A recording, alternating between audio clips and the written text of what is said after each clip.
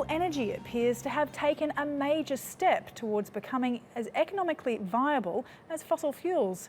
A new report for the UN shows that investors last year spent double the amount of money on new wind, solar and wave power that they did on fossil or nuclear fuels.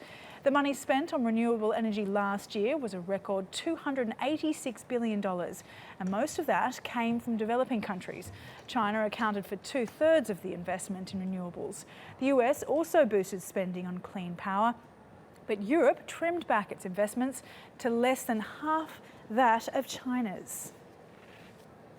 TRT World's business editor, business producer, I should say, Azhar Sukri, has more on this story. Azhar, now, why is the developing world spending more on renewable energy?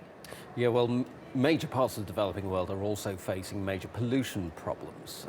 China, for example, last year we saw enormous smogs covering major cities like Beijing and Shanghai. That's causing, in turn, a lot of social pressure for them to do something about it. And China has been. It's been the world leader in spending on renewable energy for a while now. Similar pressures coming through in India and other parts of the emerging world, including Turkey, which has also been spending more than $1 billion last year on renewable energy. But other countries, all this, of course, comes as a bit of a surprise because oil prices have been falling off a cliff since 2014, as we know. That should, in theory, have meant a drop-off in spending on renewable energy as well. But in fact, that, as we've seen, has been coming through quite nicely. In another bit of good news, carbon dioxide emissions are also levelling off because of all of this new investment in renewable energy. So a bit of good news there. A push for a greener future, and it's obviously coming a long way.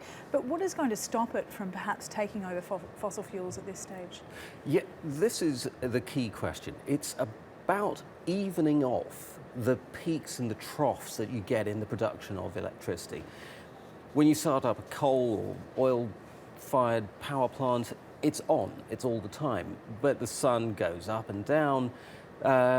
Wind power isn't constant. So the key here to levelling all of that off is battery technology. And once battery technology becomes cheap enough, we're going to see a major inflection point. All right, Azhar, good stuff. Thanks very much for your insight there.